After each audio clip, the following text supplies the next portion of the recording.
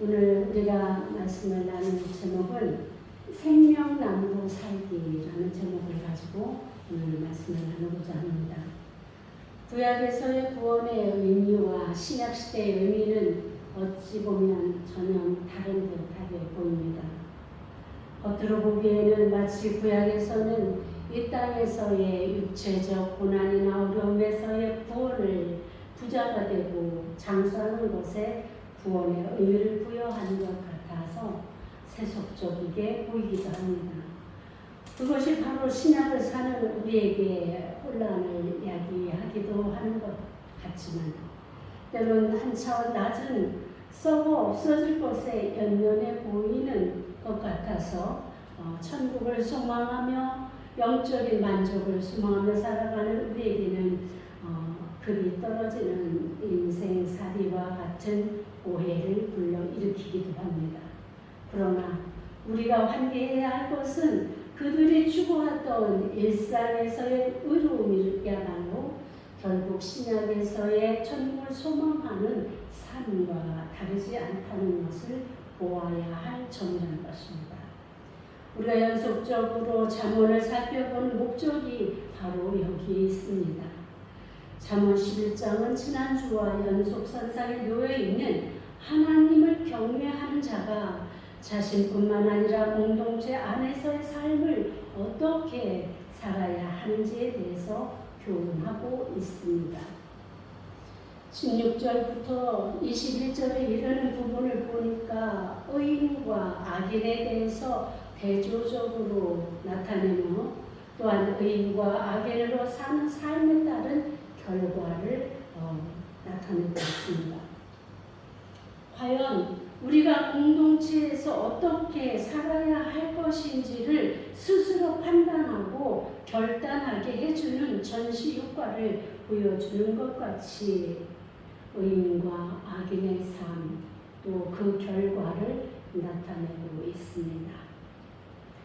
16절에서 유독한 여자와 폭력적인 남자를, 17절에는 인자한 자와 잔인한 자, 18절에는 공의를 꾸린 자와 악인, 19절에는 공의를 지키는 자와 악을 따르는 자, 29절에는 행위가 온전한 자와 마음이 굽은 자, 21절에는 의인의 자손과 악인을 대비시키고 있습니다. 이것은 의인과 악인을 규정하는 기준점으로서 자신이 어떤 삶을 살고 있는지를 판단해 보게 하는 리트머스 시험지와 같다고 할 수 있습니다. 다르게 이야기하면 의인은 공동체 안에서 어떤 사람이어야 하는지를 항목마다 살펴보므로 의인의 덕목대로 살아가기를 유도하고 있다고 볼 수 있는 것입니다. 16절에 나오는 유독한 여자입니다. 우리 말대로 해석하면 덕이 있는 여자가 되는 것이지요. 원문으로 보면 에세펜으로 은혜로운 여인으로 번역할 수 있습니다. 호의를 가지고 동정심을 가지고 긍휼히 여기는 여자를 은혜를 주다, 친절하게 하다, 또한 자비를 베푸는 행위를 한다, 이런 뜻을 가지고 있습니다. 그러니까 이 여자는 공동체를 돌보는 여자입니다. 하나님의 사랑으로 힘써서 베푸는 자입니다.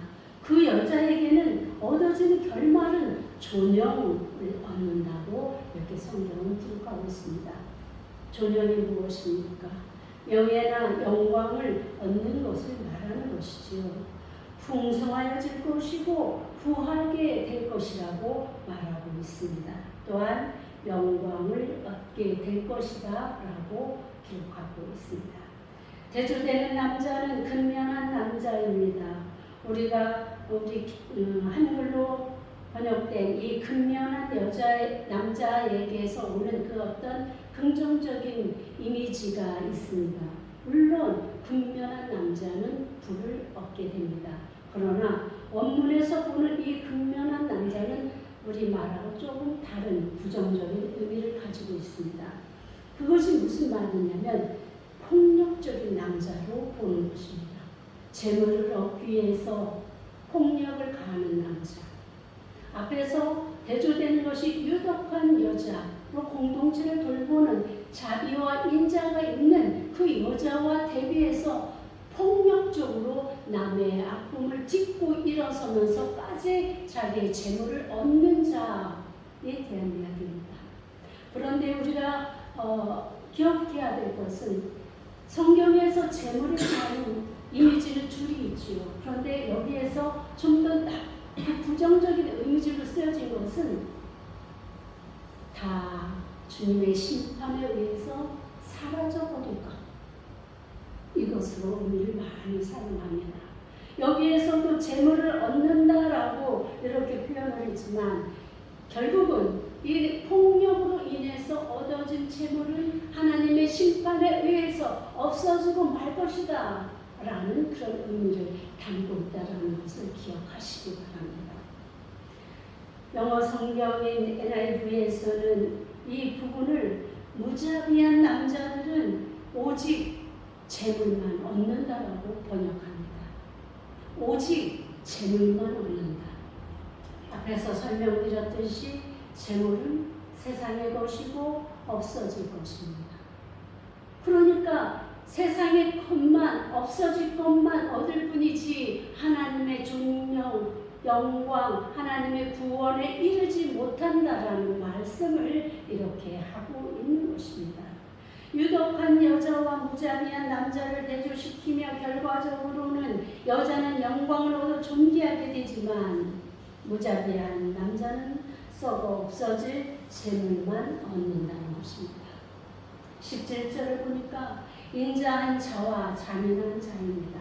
인자라는 말은 하나님의 사랑과 은혜를 나타내는 하나님의 속성입니다. 마치 16절의 유독한 여자와 같이 인자와 긍휼을 베푸는 자로 인자한 자는 하나님의 말씀대로 사랑 베풀며 사는 그 자는 타인들만 이롭게 하는 것이 아니라 결국 스스로를 이롭게 하는 자로 복된 자로 복된 삶을 보상으로 얻게 된다고 이렇게 이야기하고 있습니다. 그러나 그와는 반대로 잔인한 자는 자신뿐만 아니라 주변의 사람들까지 깨트리는 자입니다. 자기의 몸으로 번역된 쉐에르는 육체라는 의미와 고육, 지침이라는 의미도 있습니다. 그러니까 이 잔인한 자는 인정사정 없이 그렇게 삶으로 인해서 자신의 몸을 해할 뿐만 아니라 자신과 함께 사는 고륙지친 부모와 형제 자매와 사촌들과 이런 고륙지친들까지도 해롭게 하고 있다라고 이야기합니다. 잔인한 자는 그야말로 그들의 인정사정 없는 그 삶으로 인해서 인자한 자가 자신의 영혼과 이렇게 잔인한 자의 몸에 대한 비교를 함으로 인해서 이 결국은 구약에서 말하는 구원이 인간들의 성품하고 연관되어 있다는 것을 이야기하고 있는 것입니다. 성품은 공동체 안에서의 지대한 영향력을 가져옵니다. 인자한 자의 곁에는 선한 영향력으로 많은 자들이 있지만 잔인한 자의 주변에는 폭력이 함께합니다. 조금의 자비나 긍휼조차 행하지 않는 사람은 자신의 몸조차 돌보지 않음으로 해를 당하게 된다는 것입니다.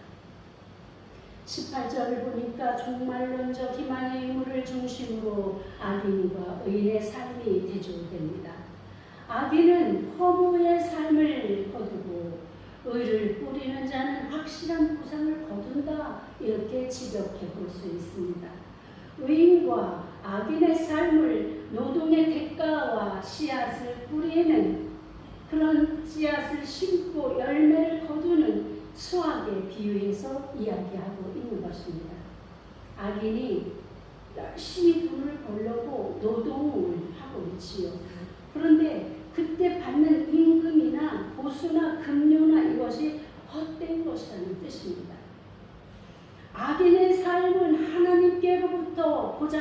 않습니다. 하나님은 악인의 그 모든 것들을 흩어버리실지언정 그것을 가꾸고 일으켜 세우고 하지 않는다는 것을 우리가 알고 있다면 이 말씀의 뜻이 무엇인지 짐작이 되리라 생각이 됩니다. 그야말로 헛된 것입니다. 악을 위해서 쓸 때 이들이 그야말로 얻어지고 나머지는 것은 아무런 거예요. 악인은 열심히 일해서 보수를 받지만 다 없어져 아무것도 남지 않는 헛된 결과를 얻게 될 것이라는 것입니다. 우리가 열심히 일하고 열심히 사는 것 같은데도 뭔가 자꾸 일이 안 되고 재물이 쌓이지 않고 어려워지고 그럴 때는 일단 한 번쯤은 자신의 삶을 돌아보시기 바랍니다. 분명한 이유가 있을 것이고 그렇지 않다면 하나님께서 우리의 믿음을 연단시키기 위한 과정일 수도 있습니다. 그러나 1차적으로 먼저 자신을 점검해 보는 일이 필요한 것입니다. 이 땅에서의 수고로 그치는 악인의 삶은 하나님의 심판에 의해서 아무것도 가질 수 없게 될 것을 말합니다. 그런데 공의를 부리는 사람은 확실한 보상을 받게 된다고 합니다. 공의를 행하는 자에게 하나님은 확실하고 진실하게 뿌린 대로 거두게 하시는 보상을 주십니다. 우리가 생각하는 축복의 의미가 어디에 있습니까? 우리는 하나를 일하고 열을 받기를 바랍니다. 이게 축복으로 생각하는 거예요. 그러나 성경에서의 축복은 뿌린 대로 거두는 것입니다. 우리가 열심히 주님의 말씀대로 행하고 살고 정직하고 정의롭게 이 땅에서 열심히 일하면 그만큼 거두는 것이 하나님의 축복입니다. 왜냐하면 이 땅에서의 삶은 우리가 애쓰고 힘써도 뿌린 대로 거두지 못하는 것이 일반이기 때문입니다. 그래서 우리가 하나님께 얻은 축복을 10개, 20개, 100개를 생각하지 마시고 하나를 뿌렸으면 하나를 얻는 것에 감사하고 그것을 주님 찬양해야 되는 그런 원리라는 것을 기억하시기 바랍니다. 공의를 앞세우고 확고부동하게 붙드는 삶의 자세를 취하는 자는 육체적 수명을 누리는 것에 그치지 않고 강하고 활력 있는 생명으로 해야 할 바를 감당하고 가치 있고 의로운 일을 감당하며 하나님의 선하신 뜻을 행함으로 궁극적으로 영원한 생명에 이른다는 의미를 갖는 것입니다. 악을 따르는 자는 사망에 이른다고 선포합니다. 바로 이 점이 이 부분을 통해서 우리가 구약과 신약에서 하나님의 그 구원의 의미가 어떻게 일맥상통하는지를 알 수 있는 것입니다. 구약에서 볼 때 그저 이 땅에서 잘되고 행복하게 장수하고 사는 것이 구원이라고 말하는 것처럼 표면으로 보일 수 있습니다. 그러나 그렇지 않다는 것. 지금 우리가 18절과 19절에 나와 있는 이 말씀은 결국은 마지막 심판 때에 하나님께서 의인과 악인에 대해서 어떻게 판단하실 것인지를 말씀하고 있는 것입니다. 지금 의인이 공의를 지키는 자가 받는 복이 무엇입니까? 바로 여기에서 생명을 얻게 된다고 말씀하십니다. 우리의 진정한 육체적인 생명뿐만 아니라 이 말씀은 중의적으로 이중적인 그 뜻으로 마지막 구원의 하나님의 나라의 천국의 영생의 길로 들어가는 길과 같다고 이해하시는 것이 옳다고 보는 것입니다. 그러나 악인들은 사망에 이른다고 설명합니다. 우리가 신약시대를 살고 있는 우리는 구원이라고 하면 영생의 길, 천국에 가서 하나님과 함께하고 의인은, 악인은 지옥에 된다. 이것이 우리 현대를 살아가는 우리의 구원관이잖아요. 바로 이 부분이 똑같은 맥락 아니겠습니까? 의인은 공의를 행하는 자는 생명을 얻고 악인은 어떻게 한다고요? 사망에 이른다 이렇게 좀 표현하고 있습니다. 악을 따르는 자는 어떤 사람입니까? 이들은 어쩌다 실수로 악을 행하는 자가 아니라 그야말로 이들은 적극적으로 악을 추종하며 사는 자들입니다. 우리가 그런 사람 보지 않습니까? 아니 어떻게 사람이 저럴 수가 있지?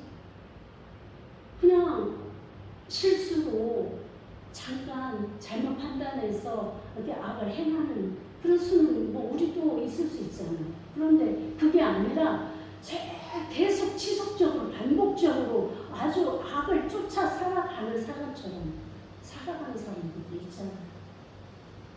그 사람들을 지금 이야기하는 것입니다. 그들이 바로 악인이다 라고 설명하고 있는 거지요. 그들은 악을 행하지 않으면 잠을 자지 못하는 사람들입니다. 그러니 사망에 이르느니라 이렇게 말씀하시고 계신 것입니다. 이 말을 직역하면 그의 죽음에게로가 됩니다. 그러니까 당장은 그들이 성공하는 것 같지만 결국은 그들의 죄악으로 인해서 죽음에게로 스스로 다가가고 있다는 거예요. 죄악에 집착하여 사는 자들은 쇠약하고 비참한 생을 마감하고 만다는 것입니다. 20절입니다. 마음이 굽은 자는 여호와께 미움을 받아도 행위가 온전한 자는 그의 기뻐하심을 받느니라. 마음이 굽은 자와 행위가 온전한 자입니다. 인간의 내적인 상태인 마음과 외적인 상태인 행위가 대조되고 있습니다. 마음이 굽은 자는 성질이 사납고 거칠은 사람입니다. 삐뚤어져 있고 왜곡되어 있는 그 성질이 순진하지 못하고 거칠고 비꼬여 있는 자를 말합니다. 아무리 옳은 말을 하여도 아무리 진실된 말을 하여 주어도 그대로 듣지 못하고 입이 꼬아서 듣고 말하는 사람을 말합니다. 무조건 비판하고 보는 사람입니다. 그런 사람을 싫어하시고 증오하신다고 이야기합니다. 하나님은 진리를 배격하는 왜곡되고 그릇된 마음의 소유자를 싫어하시고 경멸하시는 것입니다. 아라고 이야기하면 아로 알아들어야 되는데 아라고 하는데 왜 아가 조금 속이 좀 멈추고 있다가 또 시작하느냐 이런 식으로 비꼬고 제대로 듣지 않는 그런 사람들 있지 않습니까? 그러한 사람들을 하나님이 싫어하신다고 말씀하십니다. 하나님께서 미워하시는 것으로 몇 가지가 나와 있는데 패역하는 삶, 거짓 입술, 악인의 제사와 행위, 악한 꾀, 마음의 교만, 불의한 판단, 부정한 상거래 이것들을 미워하신다고 성경은 기록하고 있습니다. 그러나 행위가 온전한 자는 하나님께서 기뻐하심을 받는다고 하십니다. 행위를 나타내는 그 데레크는 삶의 태도나 방식을 나타내는 말입니다. 우리말로 표현하기는 길로 표현합니다. 그 길은 방식, 삶의 방식, 우리의 사고 방식, 행동 양식 이것을 말하지요. 하나님께서는 그야말로 하나님의 우리가 어떤 사고 방식을 가지고 어떻게 살아가고 있느냐를 중요하게 보고 계신다는 것입니다. 행위가 온전하다는 것은 마음이 온전하고 생각이 온전해야 나올 수 있는 결과입니다. 마음 따로 행동 따로 할 수가 없는 것입니다. 그러니까 그의 행위가 온전하면 그의 마음도 온전한 하나님의 말씀으로 살아가고 있기에 하나님은 마음 중심으로 하나님을 따르는 자들, 하나님의 길을 걷는 자들을 기뻐하신다고 말씀하신 것입니다. 21절에는 악인들은 파멸할 것이나 의인들은 구원을 받게 될 것을 말합니다. 솔로몬은 빛과 손을 잡는 악인의 결탁이 헛될 것뿐만 아니라 벌을 면치 못할 것으로 비극을 피할 수 없는 것을 말하고 있습니다. 악이 개입된 야합은 하나님으로부터 진노를 받아 벌을 면제받지 못할 것을 교훈하고 있습니다. 그러나 의인의 자손은 구원을 얻을 것이라는 것과 관련시켜 보면 이 악인들이 자기들 손에 손을 잡고 결탁을 하고 굳은 합의를 한다 할지라도 자신들의 삶을 온전하게 세워가지 못하고 오히려 그들은 망하게 된다라고 이야기하고 있습니다. 의인의 자손은 구원을 얻을 것이다. 이렇게 앞에서 먼저 설명한 뒤에 악인들의 결과는 복보다는 그야말로 멸망에 더 큰 중점을 두고 있습니다. 결국 의인의 자손이 받는 복보다는 악인의 자손이 받게 될 멸망을 더 주의해서 깊게 바라보고 우리가 악인으로 살지 말라고 지금 권면하고 있는 것입니다. 22절을 보니까 맥락상 연결하기 어려워 보이는 말씀이 주어집니다. 지금 앞에서는 계속 악인과 의인의 삶이 대조적으로 이렇게 대비되어서 계속 나와 있습니다. 그런데 22절에 갑자기 어떤 말씀이 나옵니까? 아름다운 여인이 나옵니다. 아름다운 여인이 산가지 아니하는 것은 마치 돼지코의 금고리 같으니라. 여러분은 돼지가 코걸이 하는 거 보셨습니까? 보셨어요? 안 보셨죠? 대답도 한번 시원시원하게 한번 해주세요. 그렇듯이 우리는 돼지가 코걸이 하는 건 우리는 보지를 못했어요. 그런데 요즘 젊은 사람들은 온갖 때 다 하더라고요. 그런데 여기에서 아름다운 여인, 이 여인은 돼지에 비어 있습니다. 지금 이 여인은 그야말로 경멸의 대상인 것입니다. 이스라엘 민족들은 돼지 그러면 아주 더럽고 경멸해야 되고 아주 정말 같이 있기 싫어하는 음식도 먹지 않는 그런 짐승입니다. 그만큼 인간으로서 최하로 경멸할 때 쓰여지는 것이 바로 돼지입니다. 그런데 여기에서 지금 이 아름다운 여인이 돼지와 같다. 참으로 아이러니한 말씀이지요. 자세히 살펴보면 이 아름다운 여인은 아름다운 외모와 같이 삶도 아름답게 하나님의 말씀대로 구제하며 자비와 인자와 긍휼을 베푸며 산다면 얼마나 좋겠습니까? 이 여인이야말로 유독한 여인 아니겠습니까? 그런데 여기에서 아름다운 여인이 삼가지 아니하는 것에 대해서 이야기합니다. 삼가지 아니하다라는 이 말은 어떤 말입니까? 함부로 산다는 거예요. 절제하지 못하고 인내하지 못하고 분별하지 못한 그런 삶을 살게 될 때는 돼지 코에 고리를 걸어서 장식하는 것 같이 아무런 의미가 없는 그러한 일이라고 이야기하고 있습니다. 그러니까 우리의 삶을 악인과 의인으로 대조해서 쭉 살펴보면서 결국 결과적인 결론적인 이야기는 유독한 여자로 살아가라는 거예요. 아름다운 그 외모를 주신 것처럼 감사하며 그에 합당한 삶을 살아가라고 이렇게 이야기하고 있는 것입니다. 이제 이러한 아름다운 여인이 정말 받은 은혜에 합당한 덕과 행위가 드러나지 않으면 돼지에게 짓밟힌 보물에 불과하다는 것을 이야기하고, 그런 여인은 도리어 주변 사람들과 공동체에 해를 끼치는 결과를 낳게 될 뿐임을 경고하고 있습니다. 다시 한번 주제시키고 싶은 것은 지금 우리가 살펴보고 있는 이 잠언 10장에서부터는 1장에서 9장까지는 개인의 그 경건의 삶에 대해서 이야기했다면 10장부터는 지금 공동체의 경건에 대해서 이야기하고 있다는 것을 염두에 두시기 바랍니다.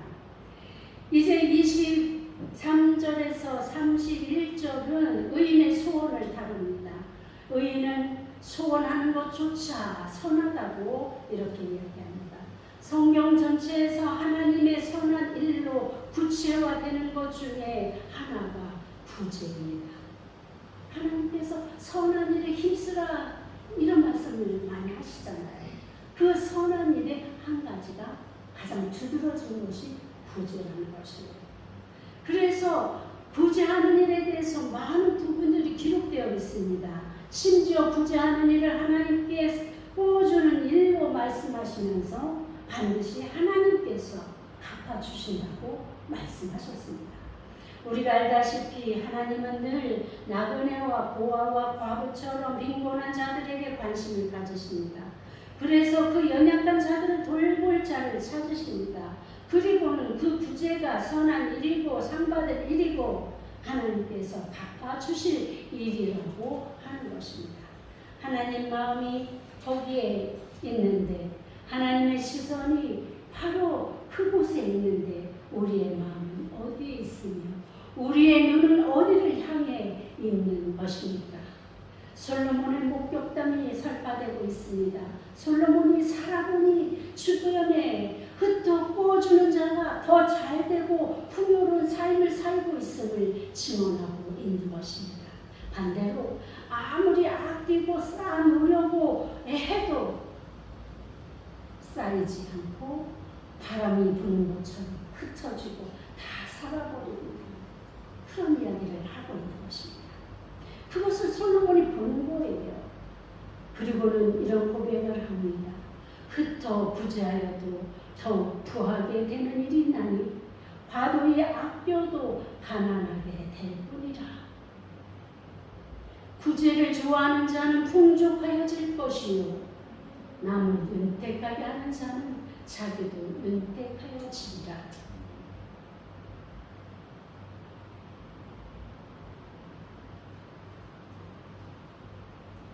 하나님의 의도가 알아지십니까?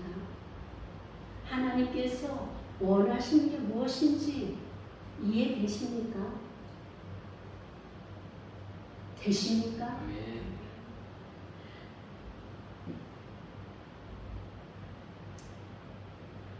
과도하게 아끼는 자가 나옵니다. 과도하다는 말의 어원적인 내상으로는 고름에서 비껴는, 바르게 가다가 비껴는 이 상태를 이야기합니다. 뿐만 아니라 정당함을 상실한 불법적인 그런 말로 해석됩니다. 하나님께서는 나눠주고 베풀고 꿔주라고 말씀하셨습니다. 구제를 힘쓰라고 말씀하셨습니다.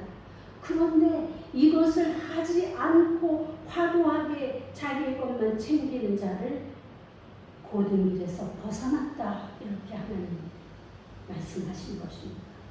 정당하게 우리가 하여야 할 일을 하지 않고 정당함을 상실했다. 그리고 적법적이지 않고 불법적이다. 이렇게 하나님은 우리에게 말씀하고 있는 것입니다. 다르게 이야기하면 우리가 아끼려고 조금 더 아끼고 또 아끼고 구제는 조금 더 있다. 더 많이 모아놓고 이렇게 하는 자를 불법하는 자다. 이렇게 하나님은 인정하신다는 것입니다. 그러니 우리가 하나님께 바르게 아름답게 그렇게 인정받아야 될 의인들의 삶을 추구한다면 이 과도하게 아끼는 일은 하지 않아야 될 불법적인 일이라는 것을 기억하시기 바랍니다. 구제의 의무를 외면하고 지나치게 자기 것만 쌓으려는 이들의 행태가 부당하며 바르지 못하다는 것으로, 또한 악한 방법으로 재물을 축적하려는 자와 이웃의 필요를 보고도 자기 이익만을 챙기려고 하는 자들에게는 하나님의 진노가 도리어 가난하게 그 사람을 만든다 이렇게 말씀하고 있는 것입니다. 우리의 뜻대로 되어지는 것이 아닙니다.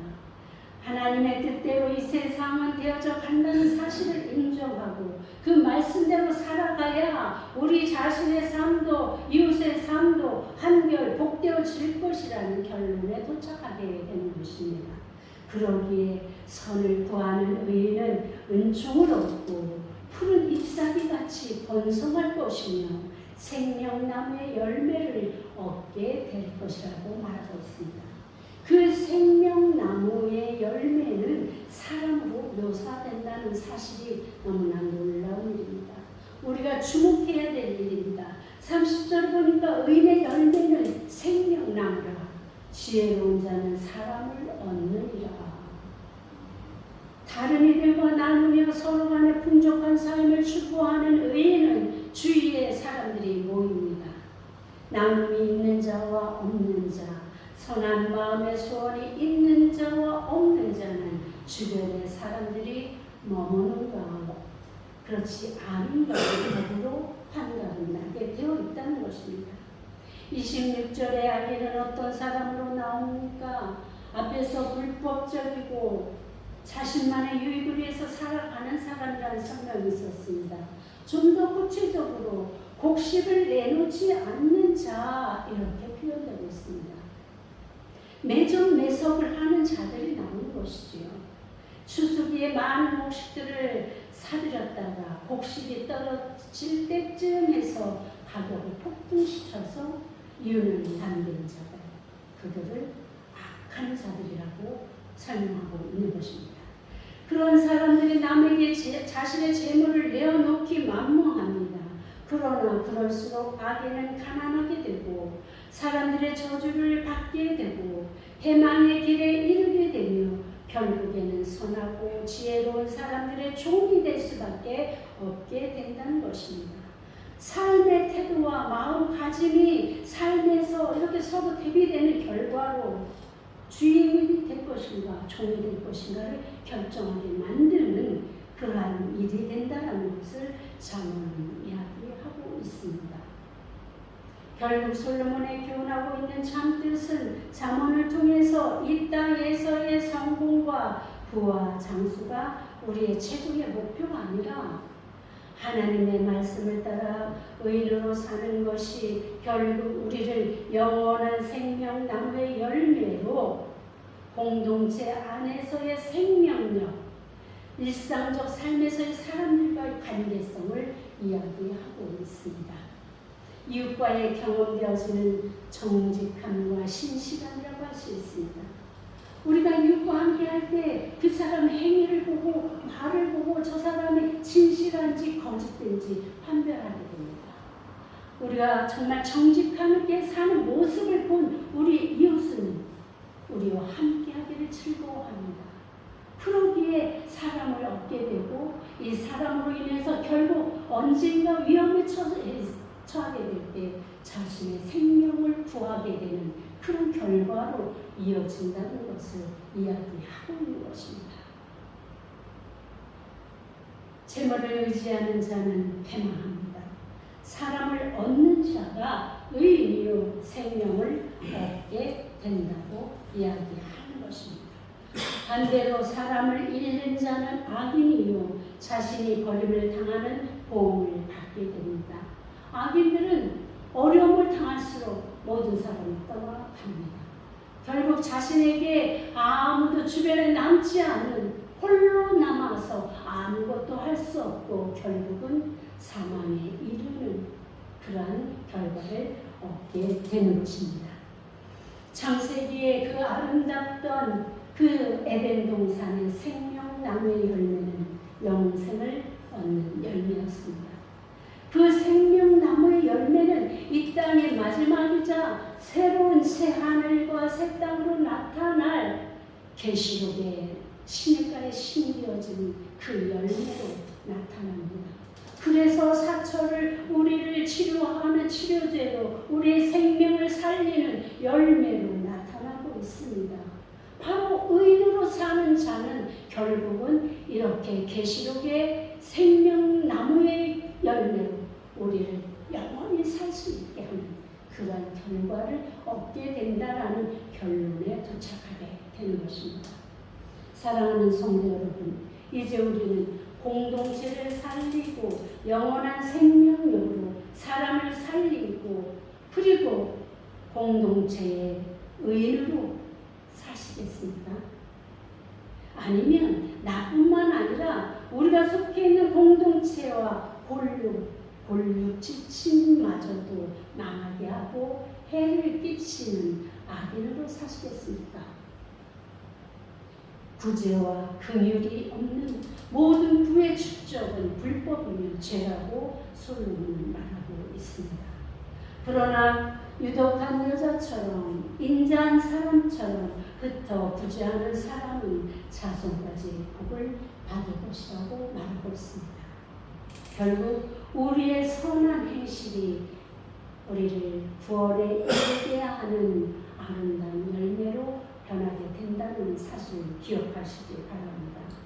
너는 반드시 그에게 구제할 것이요 구제할 때에는 아끼는 마음을 품지 말 것입니다.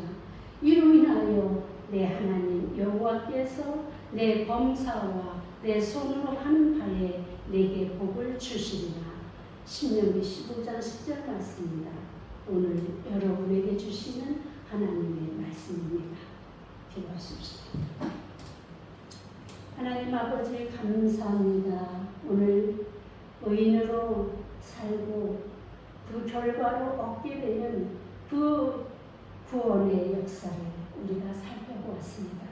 하나님, 주님이 말씀하시는 것을 쫓아 사는 마음이 고든 자로, 행함이 온전한 자로, 그리고 아버지를 기쁘게 해드리는 자로 우리가 오늘 새롭게 결단하며 나아가게 하옵소서.